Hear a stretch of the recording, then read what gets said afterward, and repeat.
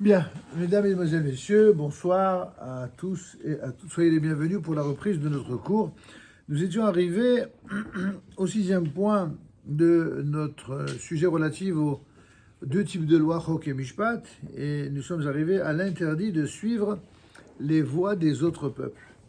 Lo Tarasuk et Marasehem. Qu'est-ce que c'est que cette étrange façon de s'exprimer? Comment se fait-il que la Torah nous a ordonné apparemment une interdiction d'un genre peut-être insolite de ne pas imiter les autres peuples? On voit qu'au contraire, dans de nombreuses situations, les sages nous apprennent comment prendre les bons exemples des autres. Apparemment, c'est en contradiction. En réalité, ce n'est pas une contradiction. Il y a une différence entre ce qu'on appelle Torah et Chokhmah. Torah, c'est toute la loi divine qui est expliquée, étayée, commentée, clarifiée par les sages d'Israël.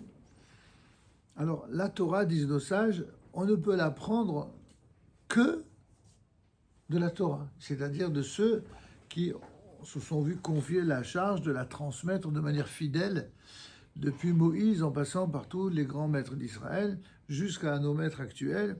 On se doit, pour comprendre et connaître ce que c'est que la Torah, pour avoir foi dans la Torah, on ne peut avoir foi qu'en ceux qui sont sérieux avec cette Torah, qu'avec ceux qui la vivent et la donnent en exemple, et surtout, ils réalisent ce pourquoi nous avons été choisis parmi les nations.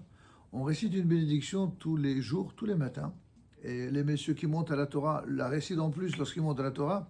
Asher bacharbanu mikol ha'amim venatan lanu et Torato. Dieu nous a choisis parmi tous les peuples et nous a donné sa Torah. J'avais déjà fait remarquer que dans cette bénédiction, il y a un ordre précis. D'abord, Dieu nous a choisis et ensuite, il nous a donné la Torah. Pourquoi celui qui aurait dit le contraire dans la bénédiction? Il nous a donné la Torah et ensuite, il nous a choisis. Pourquoi celui qui dit ça, le yatsa, il n'est pas quitte de la bracha. La bracha, elle est levatala, elle est pas conforme. Il faut qu'il recommence sa bracha et qu'il dise dans l'ordre dans lequel ça a été institué. D'abord, Dieu nous a choisis et ensuite, il nous a donné sa Torah. Parce que si nous avions dit, il nous a donné sa Torah et après, il nous a choisis, ça voudrait dire que si quelqu'un a le privilège, le mérite, et même la chance d'avoir été éduqué dans la Torah et dans les mitzvot.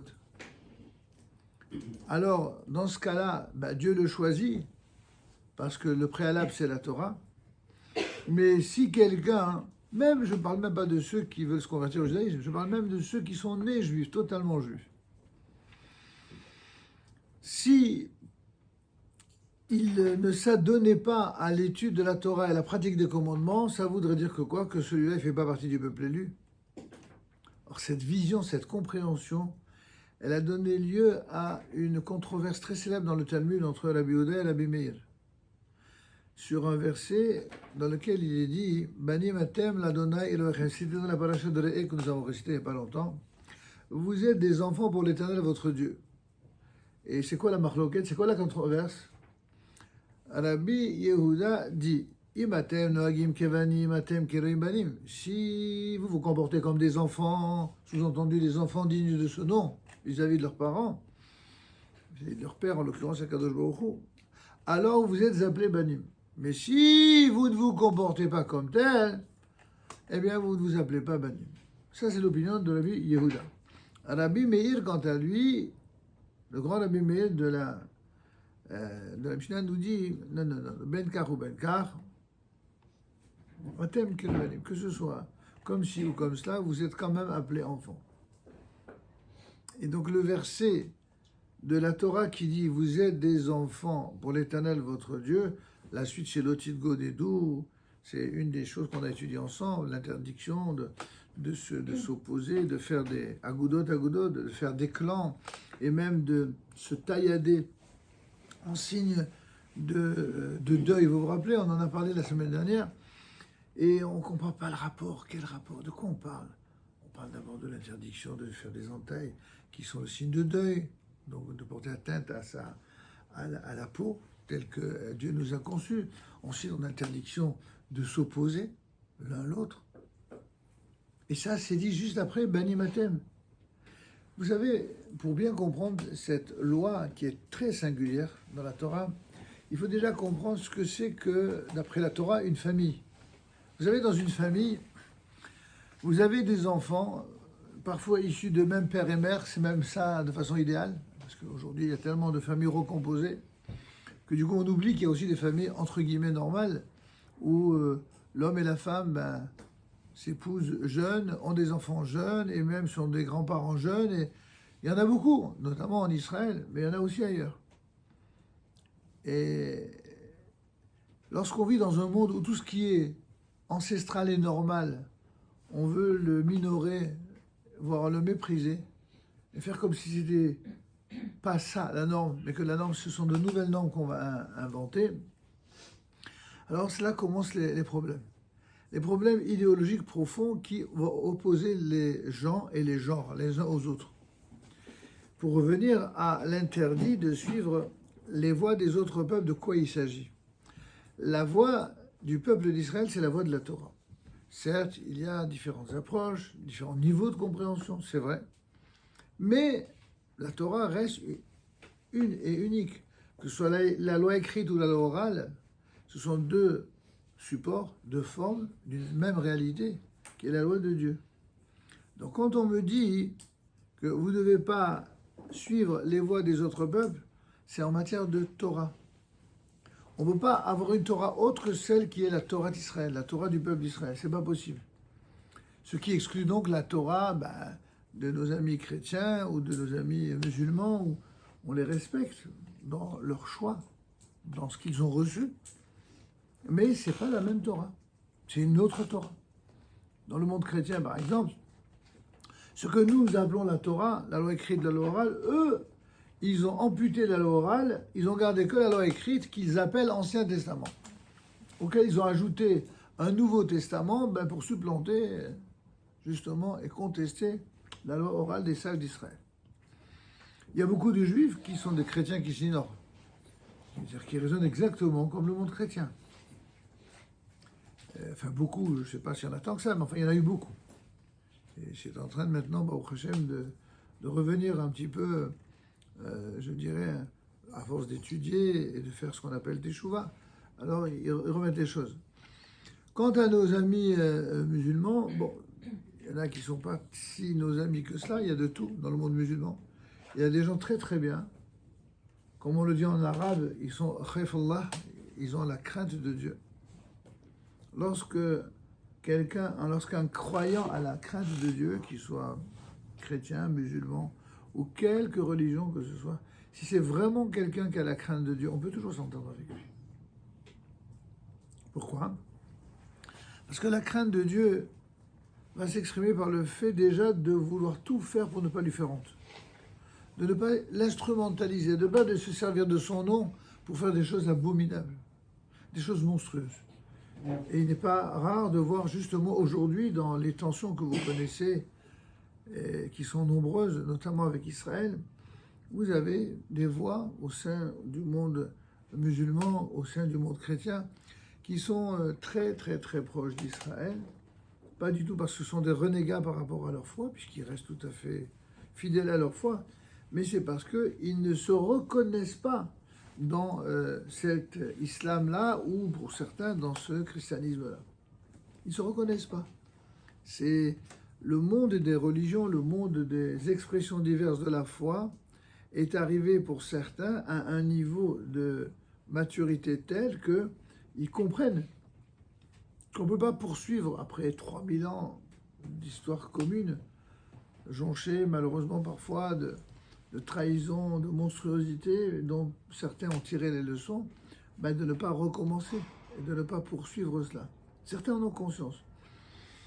D'autres n'en ont que faire. Au contraire, ils jouent là-dessus. Ils jouent sur le fait que ça a toujours existé dans le passé et ils ne seraient pas tristes de voir réapparaître justement la haine du juif fondée sur les mensonges, etc. C'est pour toutes ces raisons-là qui apparemment sont très politiques, très idéologiques. C'est des raisons plus profondes. Pourquoi il ne faut pas suivre les voies des autres peuples? Parce que tous les juifs qui suivent les voies des autres peuples, vous savez qu'est-ce qu'ils deviennent? Antisémites. C'est aussi simple que cela. Dès qu'un juif s'écarte du judaïsme, il devient toujours d'une manière ou d'une autre antisémite. Et c'est lui, comme on le voit, que ce soit en Israël ou ailleurs, c'est lui qui va prêter main forte aux ennemis d'Israël, les vrais. Et c'est lui qui va préférer s'entendre avec les ennemis d'Israël plutôt que de rester fidèle à la voie royale du judaïsme. Donc c'est très important pour quelqu'un qui veut rester fidèle au judaïsme ou qui veut accéder au judaïsme, de comprendre que pour nous, le judaïsme, c'est ni une vision comme certains l'ont dit. Vous savez, quand il y a eu la séparation de l'Église et de l'État, on ne mélange pas le ciel et la terre. Dieu qui est aux cieux, n'est-ce pas, surtout restez-y. Nous, on s'occupe de nos affaires dans le monde terrestre et puis ceux qui sont spirituels, qui s'occupent du monde céleste. C'est à peu près ce qui ressort de certains, dont la conclusion pratique de cette vision les ont toujours amenés à opposer le ciel et la terre, à opposer les religieux et les non-religieux, à opposer les juifs aux non-juifs. Et nous, dans la Torah, c'est exactement le contraire qui nous est demandé. Dans la Torah, on nous demande d'unir et unifier le ciel et la terre, d'unir et d'unifier la sainteté et le profane, d'unir et d'unifier le monde présent, le monde terrestre et le monde futur, mais d'unifier également l'ensemble des peuples de la terre avec Israël. Il n'est pas question de les opposer. Ah, vous allez me dire, bon, c'est très gentil, mais c'est très naïf. On voit bien que la réalité n'est pas ainsi. Oui, ça, on en sait quelque chose, nous les Juifs, que la réalité n'est pas ainsi. Mais ce n'est pas de la naïveté que de croire qu'un jour ça viendra. Pourquoi? Parce que nous avons la foi et que dans tout ce que les prophéties d'Israël nous annoncent, nous savons qu'un jour viendra où tous les peuples de la terre viendront à Jérusalem, au temple de Jérusalem, viendront en amis et pas du tout en ennemis. Car ma maison, il s'agit du temple de Jérusalem, sera appelée Bet Tefila, une maison de prière pour tous les peuples de la terre. Vous voyez, on est loin d'être des orthopraxes fermés et rigoristes qui n'accepteraient la présence de personne d'autre dès le moment où ils ne seraient pas comme nous. Pas du tout. Vous êtes bien placés pour le savoir. Ni on impose, ni même on encourage à la conversion au judaïsme. Si quelqu'un veut se convertir au judaïsme, alors on lui dit, ok, Baruch haba, mais juste comprends qu'il y a des conditions, il faut les respecter, c'est tout. Il n'est pas possible que quelqu'un rejoigne, après 3000 ans d'histoire et plus, le wagon du peuple d'Israël et de l'histoire juive et de la Torah, et dire, et de choisir dans la Torah, un peu comme quelqu'un irait dans un restaurant et choisit son menu. Ben non, c'est pas possible. Enfin, allez dans le restaurant et choisissez votre menu, ça c'est votre vie. Mais c'est pas comme ça dans la Torah. Dans la Torah, on ne peut pas composer son menu à la carte. En même temps, c'est vrai qu'on n'est pas tous du même niveau. Mais il y a une différence entre avoir conscience de ses insuffisances ou de ses incohérences ou d'un niveau différent l'un de l'autre. Et dans ce cas-là, on ne remet pas en cause la Torah. On dit simplement, voilà, la Torah c'est un idéal. Je vais tout faire pour que dans ma vie, chaque jour, je puisse être meilleur que la veille. Ça, c'est la démarche positive de tout juif. Et veille de Rosh Hashanah, c'est encore plus le cas, avec l'invitation et l'incitation à la Teshuvah.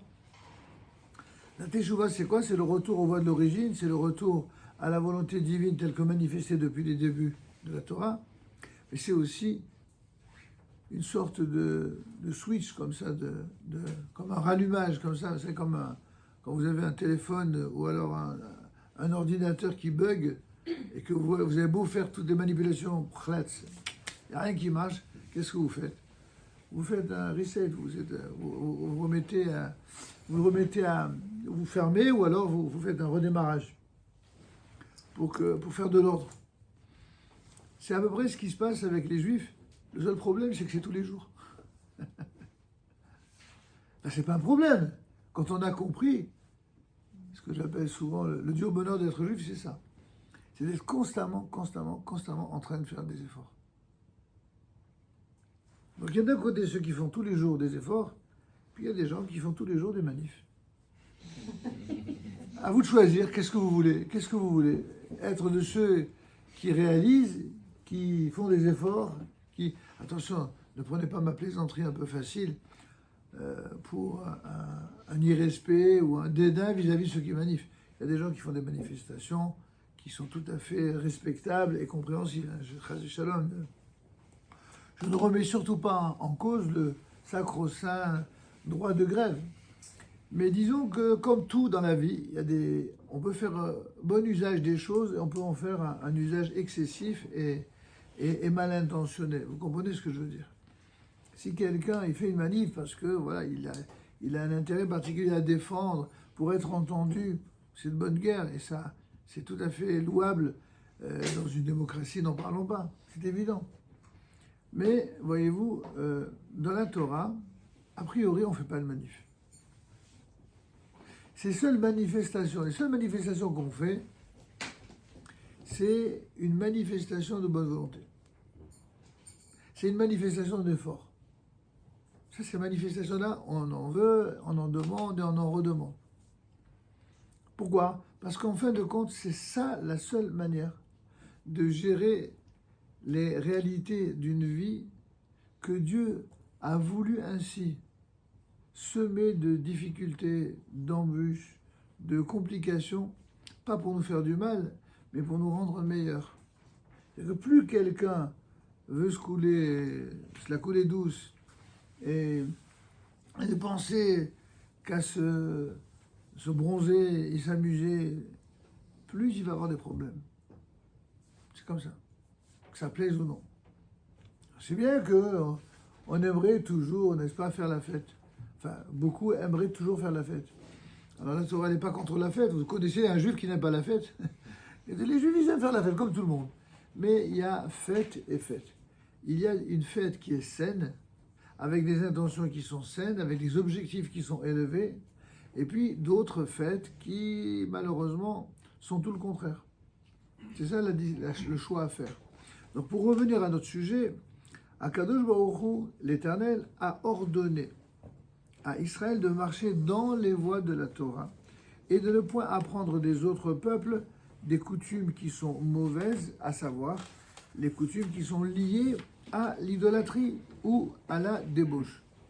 Ainsi qu'il est dit dans la fameuse partie que nous récitons l'après-midi de Yom Kippour, « Vous n'agirez pas selon les actes de la terre d'Égypte où vous avez habité, et vous n'agirez pas selon les actes de la terre de Canaan où je vous conduis. » Donc, je vous replace dans le contexte, pour ceux qui sont loin du texte de la Torah.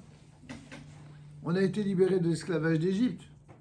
Les Juifs ont vécu 400 ans parmi les idolâtres, dans un pays qui s'appelle, une appellation unique dans tout le Tanakh, dans toute la Bible, Ervat Haaretz, la nudité de la terre. Le mot nudité, c'est le mot qui est associé à toutes les dépravations sexuelles. Et l'Égypte, ça s'appelle Ervat Haaretz. De toutes les terres, la terre d'Orient qui se situe en Égypte est celle qui était la plus pourrie et la plus corrompue dans le domaine des mœurs physiques. Et Dieu nous met en garde dans la Torah. Je vous ai libéré de ça. Faites bien attention de ne pas amener dans vos bagages d'exil les mœurs de l'Égypte. Ne prenez pas exemple, ne prenez pas le mauvais exemple des nations parmi lesquelles vous avez vécu, surtout dont vous savez pourquoi vous avez été maltraité quand vous l'avez été. Justement, parce que les gens qui sont des gens qui ont des mœurs dépravées sont toujours antisémites. C'était vrai à l'époque de la sortie d'Égypte et c'est vrai dans le monde entier. Vous imaginez que le président de la Cour pénale internationale qui s'est arrogé le droit de vouloir passer en jugement le Premier ministre de l'État d'Israël et d'autres ministres, il est lui-même inculpé de 2 inculpations d'abus sexuels. Comme par hasard. Et c'est ça qui représente la Cour pénale internationale. Ne soyez pas surpris. Nous, ça ne nous surprend pas du tout. On s'en fiche royalement de la vie intime des gens. Mais ça n'est pas étonnant que les plus pourris d'antisémites sont toujours des êtres qui sont corrompus sur le plan des mœurs. Toujours. Vous vérifierez. Je vous invite à le faire, chacun, quand vous en aurez l'occasion, et vous verrez si ce n'est pas vérifié. C'est pourquoi la Torah nous met en garde et dit attention, ces gens-là, c'est pas à Chas v'Shalom que quand on est juif, il ne faut pas apprendre des non-juifs. Au contraire. Le prophète Isaïe, je vous l'avais dit, je crois, dans un coup précédent, nous reproche le meilleur des nations, donc des goïms, vous ne l'avez pas fait, et le pire des goïms, vous l'avez fait, en reprochant les raisons pour lesquelles finalement ça a conduit à la destruction du temple. Donc ça veut bien dire qu'au contraire, si tu prends en exemple les nations, les goïms pour le bien, la carotte. Mais quand est-ce que quelqu'un est capable, en tant que juif, de prendre le bon comportement, le bon exemple d'égoïsme? C'est lorsque lui-même il est complètement dans la Torah. Seul celui qui est vraiment dans la vraie Torah est capable, grâce à cette Torah-là, de repérer chez les non-juifs ce qu'ils ont de meilleur et de l'apprendre. Il n'y a aucun problème. De ce point de vue-là, il n'y a aucun problème. Mais par contre, si quelqu'un tourne le dos à Dieu et méprise la Torah, non seulement il n'apprendra pas le bien des goïms, mais il n'apprendra que leurs travers, que leurs défauts. Vous comprenez le raisonnement? C'est très clair, c'est limpide et c'est facile à démontrer. Vous avez des juifs absolument merveilleux, fantastiques, qui font des choses merveilleuses dans le monde. J'espère que c'est la majorité d'entre eux. Mais vous avez des gens dont on n'est pas forcément fier, mais parce qu'ils ne font pas honneur ni au peuple juif, ni à sa morale, ils sont tout le contraire. Seulement voilà, certains, notamment parmi ceux qui sont corrompus au sein du peuple d'Israël, voudraient nous faire croire que la corruption, elle se situe à un autre niveau. C'est-à-dire ce que eux dénoncent, c'est pour couvrir leurs propres excès ou leurs propres fautes. Donc il ne faut pas rentrer là-dedans. Il faut pas. Et c'est pourquoi on nous met en garde. Il y a deux types de corruption, deux types de fautes gravissimes qu'un juif doit repousser. C'est celles qui sont incarnées par l'Égypte et ses mœurs totalement idolâtres sur le plan des mœurs physiques et sexuelles, et celle de Canaan à l'époque où le peuple d'Israël, après 40 ans de traversée du désert, il entre en Eretz Canaan, et là on trouve des peuples, les peuples de Akhénaania, Hittite, Amorré, Hivi, Iboussi, etc., c'est-à-dire les 7 peuplades qui étaient également des peuples idolâtres. C'est quoi leur idolâtrie à eux, si ce n'est pas le problème des mœurs? Vous ne marcherez pas selon leur... Pardon? Les objets. C'est-à-dire? Ils faisaient des statuettes. Alors c'est une partie, c'est cela, mais il y a beaucoup d'autres choses. Ce sont mes ordonnances que vous accomplirez et mes lois que vous garderez pour marcher selon elles. Je suis l'Éternel, votre Dieu.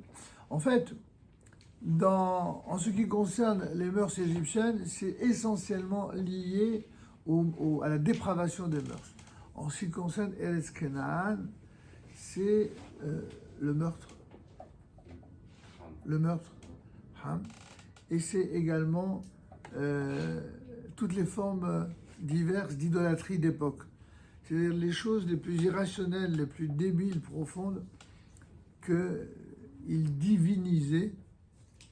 Et vous pouvez en rire, mais on voit dans la génération dans laquelle on vit que plus les gens sont irrationnels, plus les gens sont antisémites ou irrationnels dans leur antisémitisme, plus les mensonges qu'ils produisent sur Israël ressemblent exactement aux mêmes mensonges qu'on en entendait déjà à l'époque dont il est question. Alors la moindre des choses, c'est de prévenir les Juifs, attention, vous devez à la fois tourner le dos à ces mauvaises mœurs-là, qui étaient celles de l'Égypte, mais aussi aux mauvaises mœurs de Canaan. Alors ça inclut grosso modo les 3 fautes à propos desquelles il est préférable encore mieux de mourir plutôt que d'accepter de les transgresser. C'est quoi ces 3 fautes? C'est le crime. Le crime, c'est pas comme ces crétins qui osent traiter l'armée d'Israël de criminelle lorsqu'elle défend sa population. C'est pas ça le crime. Le crime, c'est ce que le Hamas a fait le 7 octobre. Ça, c'est un crime. un crime organisé dans le but de massacrer, de faire pour le coup un vrai génocide. Ça, c'est un crime. Ce crime est strictement interdit. Quand il s'agit de défendre ses habitants, de défendre sa propre vie, de défendre sa famille, mais c'est tellement évident depuis que le monde est monde qu'il est même indécent qu'on soit obligé de dire ces évidences. Ben, il faut le dire parce qu'aujourd'hui, on est compte que ceux qui ont moins de 20 ans, c'est-à-dire ceux qui ont moins de 20 ans et qui sont nés là-bas à Gaza et qui connaissent rien d'autre comme loi que celle du Hamas, ils sont absolument persuadés que les Juifs, c'est des monstres, que les Israéliens ont volé leur terre. Et non seulement ils en sont persuadés, mais ils ont donné des représentants et des relais dans le monde entier qui viennent dire ça à nos portes et dans nos universités. Si un Juif n'est pas fichu de connaître la réalité de l'histoire, je ne parle pas que de la Torah au sens religieux du terme, mais la Torah, c'est d'abord un enseignement de vérité. Celui qui est l'associé du mensonge ne peut pas être dans la Torah, c'est pas possible. Que ce soit la vérité par rapport aux relations humaines, la relation aux mœurs, la relation aux nations, il faut être quelqu'un de vérité, quelqu'un d'authentique.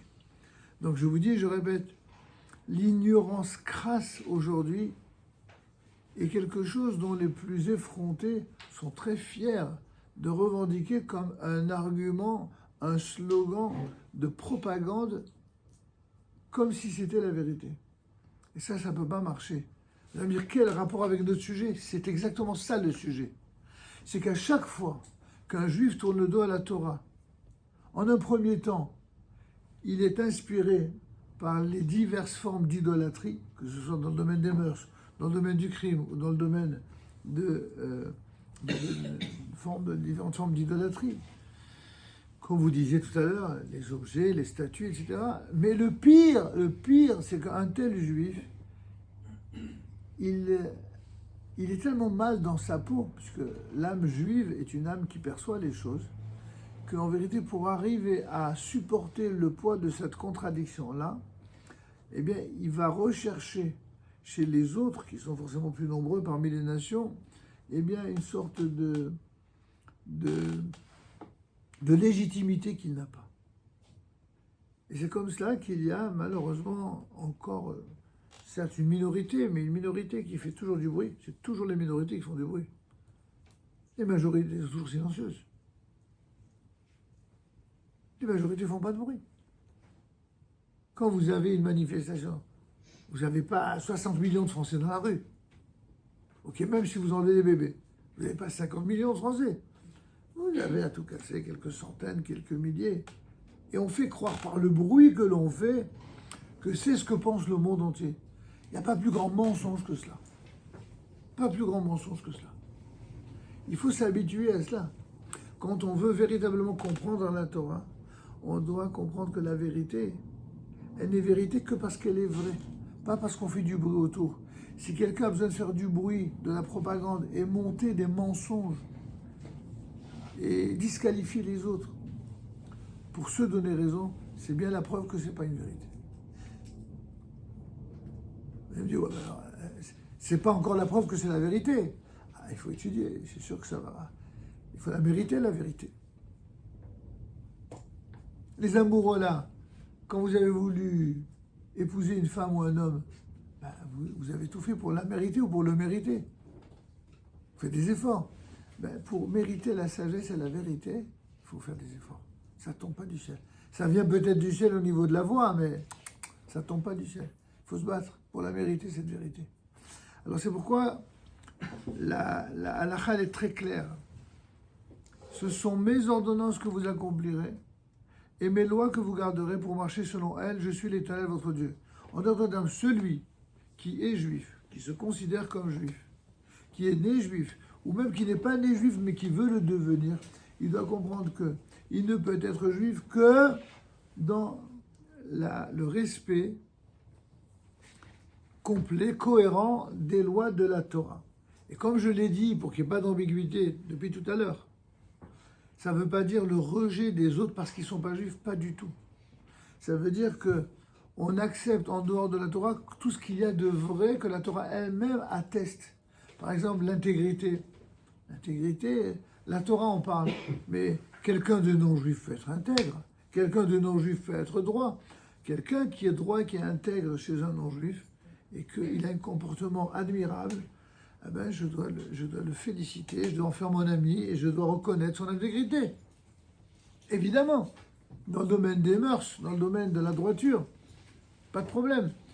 Mais les règles de la Torah, dans leur ensemble, dans les dimensions rationnelles, mais aussi dans les dimensions irrationnelles, il n'y a que dans la Torah où je peux puiser la vérité, je ne peux pas la puiser ailleurs. C'est bien clair une bonne fois pour toutes. Et donc, nous apprenons de là qu'il convient à Israël de ne point imiter les non-juifs dans certaines pratiques, dans certaines manières parfois de s'habiller, dans leurs coutumes, même en des choses qui ne sont pas forcément et directement destinées au culte idolâtre, ni même à la débauche. Et cela pourquoi ? De crainte qu'on en vienne à les imiter dans d'autres choses qui, elles, nous éloignent. Donc ça va très très loin, c'est rigoureux. Il convient en revanche de tirer un enseignement de sagesse des nations et de leurs bonnes actions, en les analysant de manière critique et non par esprit d'imitation. En d'autres termes, un juif ne descend pas du singe. Quel rapport ? Un singe, vous savez qu'est-ce que c'est qu'un singe ? C'est un être qui reproduit tout ce qu'il voit. Dans toutes les langues du monde, quand on dit de quelqu'un qui reproduit quelque chose qu'il voit, on dit qu'il est en train de singer. Même en français, on le dit nachon. En hébreu, on dit la hakot et mijo. Ça veut dire imiter quelqu'un. Un juif, c'est toute la difficulté d'ailleurs de manager des juifs. Hein. Les responsables en savent quelque chose. Les juifs, c'est pas des graines de singe. C'est le moins qu'on puisse dire. C'est des gens, ils ont une âme particulière, un esprit particulier. Et parfois, c'est toute la difficulté, je le dis, d'être rabbin ou président d'association juive. C'est qu'on a l'impression qu'il y a que des présidents et que des rabbins. Vous lancez une idée, ah oui, mais vous devriez, même si le gars il n'a pas été formé à cela, il va vous dire que lui, il sait mieux que vous. Ça, c'est pas forcément une qualité juive que de donner conseil à quelqu'un si on n'a pas été formé pour cela. Certainement pas. Mais il y a quelque chose qui est plus fort que soi chez les juifs, c'est qu'ils ont une tendance à prendre le taureau par les cornes. Ça, c'est le bon côté de l'identité juive. C'est qu'un juif ne peut pas se contenter d'être un pion. Il prend les choses en main. Il réalise des choses. Il a envie de construire. Ça, c'est le bon côté. Être constructif, vouloir aimer, vouloir donner, vouloir réaliser. Après, le faire de n'importe quelle manière, ça, c'est le mauvais côté de certains juifs qui n'auraient pas peut-être suffisamment étudié la Torah et étudié la sagesse des sages pour être à la hauteur de leurs aspirations. C'est comme quelqu'un qui est très capable et qui voudrait faire tout ce qu'on lui demande et surtout ce qu'on ne lui demande pas. On dit, Aziz, reste à ta place. On t'a rien demandé. Oui, mais moi je pense que quand on te demandera ton avis, tu le donneras. Et tant qu'on ne te le demande pas, ben reste à ta place. Ça aussi, c'est un truc qu'il faut dire parfois à certains de nos amis juifs, avec toute l'estime qu'on peut avoir par ailleurs. Mais chaque chose, chaque être a sa place, qu'il soit juif ou qu'il soit pas juif, qu'il soit religieux ou pas religieux. Il n'y a rien au monde qui n'est venu dans ce monde et qui n'ait été voulu par Dieu. Ça va très loin ce que je dis. Même quand une femme, avec le respect des femmes présentes, même quand une femme a été abusée et que malheureusement elle tombe enceinte de cela, si elle décide de garder son enfant, ce qu'a priori elle doit faire, même si c'est douloureux, c'est que cet enfant, il avait un rôle à jouer dans le monde. Et si ça n'était pas le cas, Dieu n'aurait pas permis que cet enfant arrive. Mais pourtant, le gars, c'est un pourri qui a fait ça. C'est vrai. Il va devoir payer pour ça. Dieu s'en occupera, ça t'inquiète pas. Et si en plus, on peut le faire payer sur place dans le monde terrestre, il faut le faire. Mais en attendant, Si une femme veut garder son enfant parce qu'elle sent la vie qui est en elle, même si a priori elle n'avait pas voulu, elle n'a même pas que le droit, elle a même le devoir. Et si elle ne peut pas supporter parce que elle risque d'avoir de la haine pour cet enfant qui en fait n'en a rien fait, alors bon, peut-être qu'elle décidera autrement, mais c'est pas conforme à l'esprit de la halakha a priori. Donc ça va très très loin. Mais pour autant, à l'inverse, quand quelqu'un épouse une femme, cette fois-ci dans les règles de l'art, sous la choupa, avec Hiddushin, il n'a pas le droit de la violer. Où est la logique? Quoi, mais un homme qui est avec sa femme, il ne la viole pas? Si, monsieur. Un homme, c'est pas parce qu'il a épousé une femme qu'il a le droit d'en faire ce qu'il veut. Un homme ne va avec sa femme que lorsqu'elle est consentante, même si c'est sa femme. Et elle a l'obligation d'être consentante. Mais il ne doit pas la prendre de force. Il doit être gentil, il doit la séduire, il lui offrira même 10 cadeaux ou la carte bleue, peu importe, c'est son problème. Il y en a qui disent avec un peu d'humour que CB, c'est pas carte bleue, c'est Shalom Bayit. Vous savez, c'est l'harmonie du couple. C'est un humour un peu mercantile, mais enfin, mettons. Mais une chose qui est claire, on ne prend pas une femme de force, même quand on est marié. Et si un homme fait ça, il doit savoir que l'enfant qui naîtrait d'une telle relation, il sera révolté. Il se révoltera. Contre ses parents, contre Dieu, contre la Torah. Il n'y a rien à faire. Et ça, ce n'est qu'un seul des 10 cas cités dans le Talmud, qui dit que lorsque des relations inappropriées se sont produites entre un homme et une femme, eh bien, même si juridiquement, ça reste l'enfant de cet homme et de cette femme, puisqu'ils sont mariés. Mais spirituellement, ils ressemblent à des mamzelles. Ils sont comme s'ils étaient mamzelles, c'est-à-dire des bâtards. Waouh, incroyable. Ça n'a pas d'effet, ça n'a pas de conséquences sur leur statut, puisqu'ils sont juifs à part entière.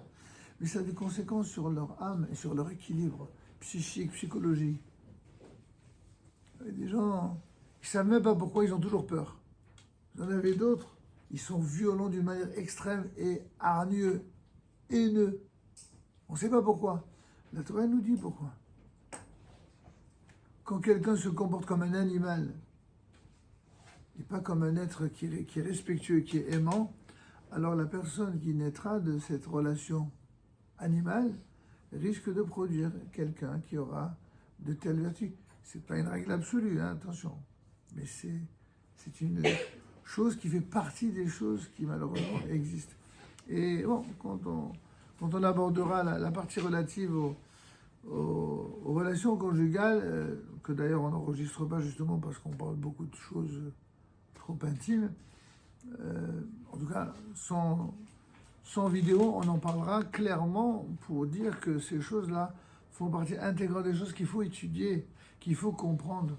Quand les gens ne savent pas, il y a beaucoup de gens qui font des bêtises sans savoir. Mais ça, c'est la responsabilité de ceux qui ont pour devoir de transmettre que de faire savoir et d'enseigner. En tout cas, on en revient à ce qu'on disait, ce sera la conclusion de cette partie-là, que on doit faire totalement confiance au caractère vrai des lois de la Torah, des caractères justes et bienfaisants des lois de la Torah. Pour cela, on a besoin de l'étudier, de l'appliquer, de respecter les maîtres d'Israël et d'apprendre, de recueillir de leur lumière.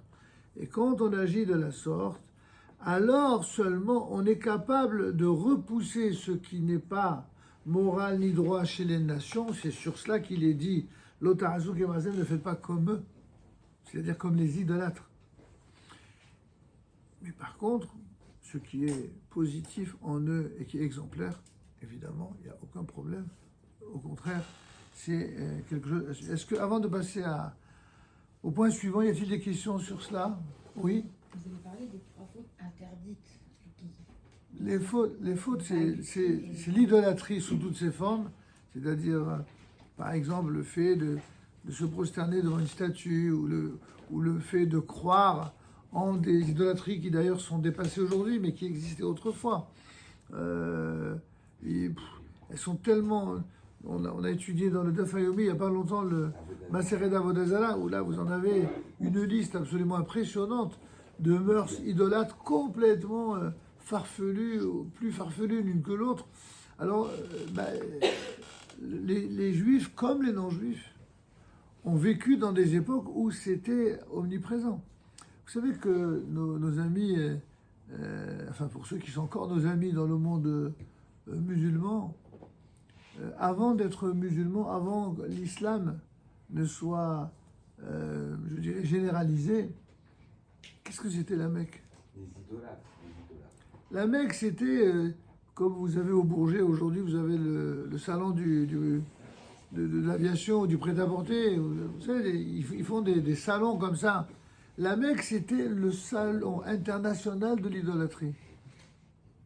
C'est pas une blague, hein, ce que je vous dis. Vous pouvez vérifier dans toutes les sources, y compris musulmanes. C'était ça, la Mecque. C'était le lieu, le repère mondial de toutes les idolâtries de la terre. Et comme le Moyen-Orient avait une avance sur le reste, c'était donc là-bas. C'était la Mecque. Après, bon, est venu Mahomet qui a appris dans sa jeunesse, et peut-être un peu plus dans son âge un peu plus avancé, de tout ce qui existait sur le plan spirituel, aussi bien du judaïsme que du christianisme. Et donc, inspiré à la façon dont il a été, il a produit des écrits, il a beaucoup plus produit des enseignements oraux que des écrits d'ailleurs. Et c'est pour ça d'ailleurs qu'il y a tellement d'interprétations diverses dans l'islam, encore plus que ce que vous pouvez trouver dans le judaïsme ou dans le christianisme. Dans tous les univers religieux, il y a différentes interprétations. Mais dans l'islam, c'est carrément... c'est dans le Coran, par exemple, où il est dit, mais sans la moindre ambiguïté, que la terre d'Israël appartient aux Juifs. Vous imaginez? Aujourd'hui, on est en train de faire croire à la planète entière que la raison pour laquelle certains soi-disant musulmans surnommés palestiniens, eh bien pourquoi ils font tout ce qu'ils font? C'est parce que les Juifs leur ont enlevé leur terre. C'est pas possible d'être à ce point inculte, de renverser l'histoire, de transformer un mensonge en vérité propagée. C'est incroyable. C'est exactement le contraire. La terre d'Israël n'a jamais connu autre chose qu'un royaume d'Israël. Jamais. Mais c'est vrai que les Juifs, dans leur majorité, ont été chassés après la destruction du temple, des deux temples. Mais il y a toujours eu des Juifs en Israël. Mais il n'y a eu que des colonisations. Pour le coup, elles étaient vraiment... La terre d'Israël a été, chaque fois qu'elle a été colonisée, tantôt par les croisés, tantôt par les musulmans, tantôt par les Mamelouks, ce que je sais moi, les Romains, les Grecs, tous ceux qui ont colonisé la terre d'Israël, parce que pour eux, c'était un symbole. Cette terre qui a été promise par Dieu à Abraham, à Isaac et Jacob, avoir son placement, un peu comme quelqu'un qui ferait des placements en bourse, avoir son placement, n'est-ce pas, et sa pierre là-bas, c'était le signe qu'on était les plus forts, les plus grands, etc. Ou le vrai Dieu, ou je ne sais quoi, ou le vrai prophète. Et donc, ils ont tous fait ça. Ils ont construit des églises, ils ont construit des mosquées. Comment ça se fait qu'une terre juive, elle a autant d'églises et de mosquées? Vous vous êtes jamais posé la question? C'est très simple. C'est qu'à chaque fois qu'ils sont venus pour massacrer des juifs, ou pour massacrer, ou pour détruire des synagogues, qu'est-ce qu'ils ont fait par-dessus? Ils ont construit des églises. Et puis quand les musulmans sont venus, par-dessus, ils ont fait des mosquées. C'est aussi simple que ça. Maintenant arrive l'État d'Israël. C'est le seul État sur la terre qui, alors qu'il incarne, il représente un peuple qui a été chassé de sa terre, auquel on a empêché d'exister en tant que juif, que ce soit par sa Torah, par ses mitzvot, par sa terre, il est représenté par un État, avec certainement, comme tous les États, les qualités, les défauts qui peuvent représenter un État. Mais cet État-là, il se veut à la fois juif, fidèle à des valeurs du judaïsme, et démocratique, et donc à ce titre, eh bien, certains diront à tort, d'autres diront à raison, là je ne trancherai pas, mais le fait est que c'est le seul endroit sur Terre qui a toujours été interdit aux Juifs concernant le mont du Temple, et que lorsque le peuple juif est devenu indépendant sur sa terre, qu'est-ce qu'il a fait? il a donné le droit de culte à tous les autres cultes. Ceux-là même qui étaient représentés par ces ex-geôliers, par ces ex-assassins. Vous voyez un petit peu comment on arrive à un paradoxe incroyable. Et c'est d'Afka cet état-là qu'on voudrait faire passer pour génocidaire. On devient fou quand on entend tout ça. Bon, grâce à Dieu, on ne devient pas fou parce qu'on ressent tellement profondément tout ce que le peuple juif a vécu qu'on n'est plus à ça après. Mais il faut quand même que les gens qui cherchent la vérité essayent d'ouvrir les yeux et comprennent ce qui se passe, quoi. À un moment donné, on ne peut pas être sans arrêt aveuglé par la propagande et on a le devoir de rechercher. C'est ce que je vous invite à faire d'ailleurs. Je ne vous invite même pas à me croire sur parole. Je vous invite à vérifier ce que je vous dis. Vérifier les sources qu'elles soient rabbiniques, qu'elles soient scientifiques, sérieuses. Et maintenant, bien sûr qu'il faut faire attention parce que certains réécrivent l'histoire, reproduisent des sources qui n'ont jamais existé. Vous savez qu'officiellement, tout le cinéma qu'ils font pour soi-disant reconnaître l'État de Palestine, ils veulent faire ça uniquement pour empêcher Israël d'exister. Israël, il pouvait se permettre de reconnaître l'État d'Israël parce qu'il connaissait l'histoire du peuple, il connaissait son passé. Mais cette soi-disant Palestine dont ils prétendent qu'Israël aurait soi-disant confisqué la réalité d'un peuple, mais c'est quoi leur passé? C'est tous des gens venus de pays arabes. Et une minorité d'entre eux sont nés en Israël, c'est vrai, à l'époque où ce qui s'appelait Palestine, c'était justement un territoire qui a été débaptisé, il s'appelait la Judée, et qui a été débaptisé et nommé Palestine dans le but de créer cette confusion. Déjà, ils ont été très forts sur le coup. Ils ont réussi à faire croire au petit mioche qui vient de naître qu'en fin de compte, avant Israël, il y avait un État palestinien. Il n'y avait pas d'État de Palestine. D'ailleurs, dans le droit international dont chacun se réfère tant, ça ne tient pas la route. Jamais, jamais, au grand jamais, la loi permet de reconnaître un État qui n'a jamais existé dans un endroit qui, lui, a toujours été attribué à un peuple connu qui est le peuple d'Israël. Certains vont vous dire, ok, on reconnaît tout ça. Enfin, maintenant, il y a une réalité, il y a un peuple, il faut bien qu'ils aient un endroit. Bien sûr, on n'a jamais dit qu'il fallait tuer, chas v'shalom, les gens qui se reconnaissent dans cette partie du peuple, mais qui retournent dans le pays dans lequel ils ont vécu. C'est exactement comme ceux qui viennent en Europe ou ailleurs. Ils ont fui leur pays parce que là où ils étaient, ils n'avaient pas le droit d'ouvrir la bouche. Ils étaient menacés. S'ils disaient des rameaux de travers, ils étaient égorgés. Et quand ils viennent dans les pays d'accueil, ils crachent sur le pays dans lequel ils viennent. Vous savez, vous avez des musulmans en Israël qui sont complètement loyaux à l'égard d'Israël, qui ne sont pas en train de dire qu'ils sont palestiniens. Et pourtant, ils sont nés en Israël à l'époque où elle s'appelait effectivement Palestine. Mais je le dis, je le répète. À l'époque où Israël s'appelait Palestine, c'était un État juif. Il y avait même un drapeau rouge avec une Magen David. C'était ça le drapeau de la Palestine. Et on réinvente une histoire, on réécrit une histoire. Et les gens gobent cela tout simplement parce qu'ils ne vont pas chercher les sources. Ils ne vont pas regarder plus loin. Donc, tout ce que je vous ai dit, mes amis, même si ça semble évidemment très politisé, c'est parce que ce qui nous distingue dans notre recherche de la vérité de la Torah, c'est la vérité. Toujours la vérité. Et quand on recherche la vérité, alors on retrouve la vérité dans l'histoire, on retrouve la vérité dans les comportements humains, et puis on retrouvera aussi la vérité dans le divin. Et il y a une place dans cette vérité pour le monde entier. Nous disons et nous répétons, on peut s'entendre et aimer toute personne qui provient de quelque univers que ce soit. Pour peu que cette personne-là soit mue par un désir de vérité, d'intégrité et de construction. Et surtout de ne pas vouloir prendre notre place. Si quelqu'un vient chez vous à la maison, vous l'accueillez les bras ouverts et qui vous dit « casse-toi, tu es chez moi », vous n'allez pas aimer ça, j'imagine. C'est pas possible. Mais c'est ce qu'on dit aux Juifs. On dit « non, tu es chez moi ». ça ne peut pas fonctionner. Ce qui nous amène à un autre sujet qui n'a absolument aucun rapport avec cela, mais qui fait partie des Chukim, c'est la loi dite sur le Sha'atnez. On va en parler dans un instant.